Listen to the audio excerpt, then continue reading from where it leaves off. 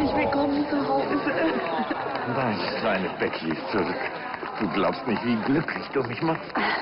Dann musst du dich bei Gräfin Anstetten bedanken. Ja, ich war lange unsicher, ob ich überhaupt kommen soll, aber dann hat sie mich angerufen und mir klargemacht, wie glücklich dich das macht. Das war doch selbstverständlich. Ich bin selbst Mutter. Und garantiert ein Mega-Musterexemplar. Frau von Anstetten hat mir, obwohl wir uns gar nicht kennen, ja, dermaßen den Marsch geblasen und mir ein paar Sachen über Familie gesagt. Ich glaube, die will ich mein Leben lang nicht vergessen. Ich weiß nicht, wie ich Ihnen danken soll.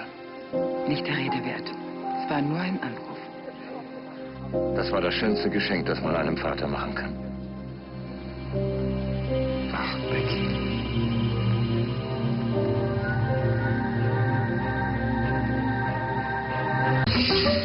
Ich kann es noch gar nicht fassen. Ich hatte schon befürchtet, dass ich die nächsten Jahre nur von deinen Geschwistern erfahre, wie es dir geht. Ja, kann ich dir jetzt alles selbst sagen? Ich bin schon so gespannt. Ich habe dich so vermisst, mein Schatz. Oh, schon gut, ich kriege ja keine Luft mehr. Oh, entschuldige. Ja, komm erst mal an. Justus, in die Küche. Wir brauchen Champagner und was zu essen. Ich glaube, das war das schönste Geburtstagsgeschenk, was man ihren Mann machen konnte. Meinen Sie nicht auch? Nur schade, dass Sie nicht die Idee hatten. Aber das Feuerwerk war ja auch ganz nett. Ich werde dafür sorgen, dass Ludwig ihr wahres Gesicht erkennt. Und wir beide wissen, dass das kein schöner Anblick ist.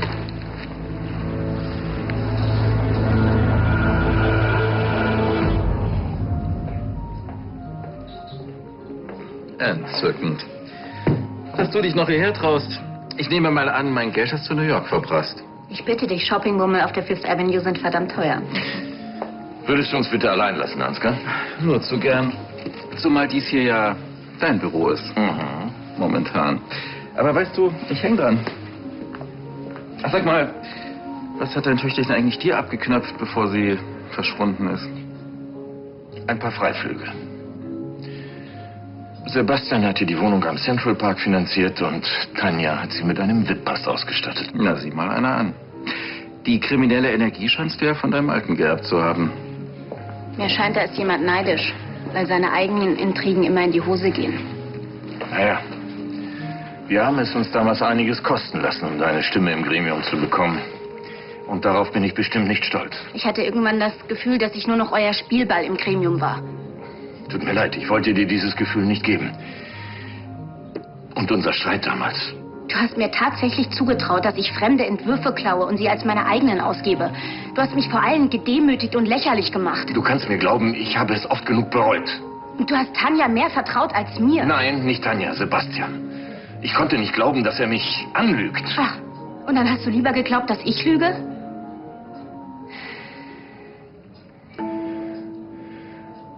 Ich würde heute vieles anders machen. Verzeihst du mir? Sonst wäre ich nicht hier.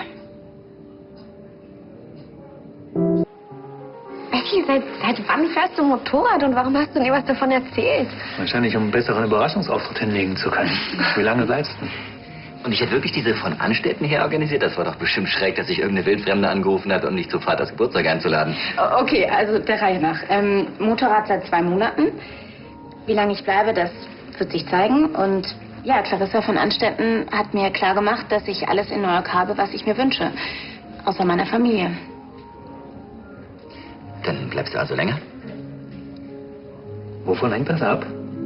Zum Beispiel vom Job. Ach, das dürfte doch jetzt kein Problem sein, jetzt wo du den Young Talent Award gewonnen hast. Ja, das stimmt, diese großartige Auszeichnung. Wir waren alle sehr stolz auf dich. Aber als Linie CL in den USA diesen Prozess verloren hat, ist das Büro doch dicht gemacht worden, oder? Ja, ich stand erstmal auf der Straße und habe mir selbst leid getan.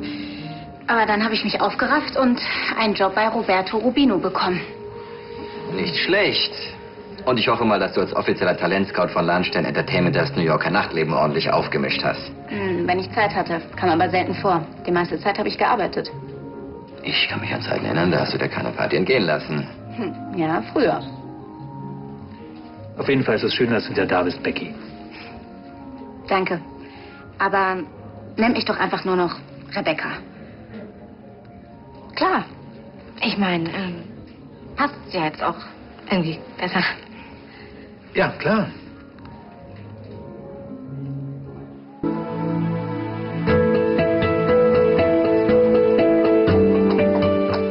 zusammen. Morgen. Morgen. Wo ist Rebecca?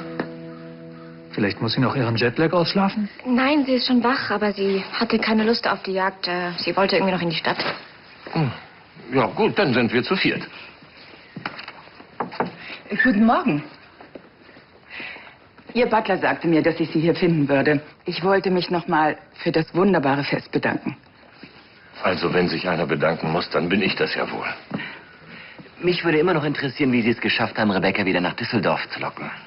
Ich habe einfach an Ihren Familiensinn appelliert. Naja, also wir sind gerade auf dem Sprung zu einer kleinen Jagdgesellschaft. Oh, wie schön. Ich liebe die Jagd.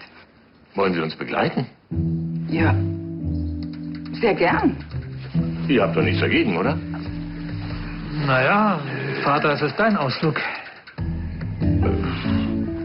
Naja, dann sage ich mal, Hallali.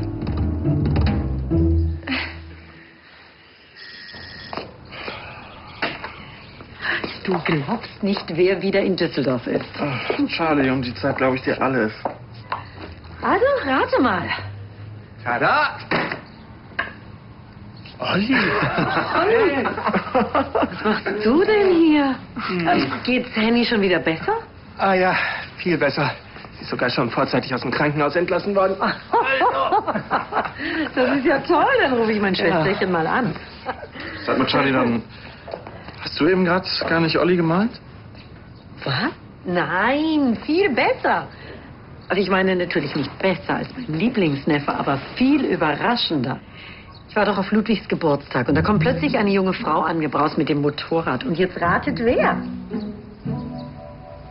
Rebecca. Rebecca. Geht es denn so schnell? Hey, Jungs.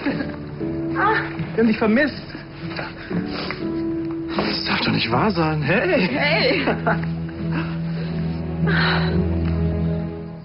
Wie, das heißt, du willst dich wirklich hier in Düsseldorf bewerben und New York aufgeben? Ja, das war aufregend und wahnsinnig beeindruckend, aber auch unglaublich anstrengend. Das kann ich mir vorstellen. Mit dem Preis wahrscheinlich noch tot gemacht. Ja, und in New York bin ich damit nur eine unter vielen. Hallo zusammen. Hey. Ach, wir haben ja Besuch. Hallo, ich bin der Hi, Andi. Anni, wir kennen uns. Nein, Rebecca. Hey. Hallo. Hallo. Es ist witzig, von allen die gleichen Reaktionen. Ja, aber du hast dich auch ganz schön verändert. Ja. Sag mal, ist das dann dein Motorrad draußen vor dem No Limits? Ist ein Geschenk von meinem letzten Chef. Robert Rubino? Persönlich? Ja, es war seine Lieblingsmaschine. Er ist sie jahrelang gefahren. Als er sie mir geschenkt hat, da wusste ich, dass ich es endlich geschafft habe. Ach so, ja, dann erübrigt sich wahrscheinlich die Frage, ob du es mal einem alten Kumpel leihen würdest. Nein, ist kein Problem. Aber vorher muss sie leider noch in die Werkstatt. Irgendwas stimmt mit dem Bremsen nicht. Vielleicht musst du sie einfach mal entlüften. Habe ich schon getestet. Am Flüssigkeitsstand liegt's auch nicht. Das sind wahrscheinlich die Bremsscheiben wegen der Vibration. Wow. Dann machst du dir wirklich deine Designerhändchen in der Werkstatt schmutzig, ja? Ich mache noch ganz andere Sachen. Ja. Also ich muss ja sagen, New York scheint dir echt gut getan zu haben. Hm?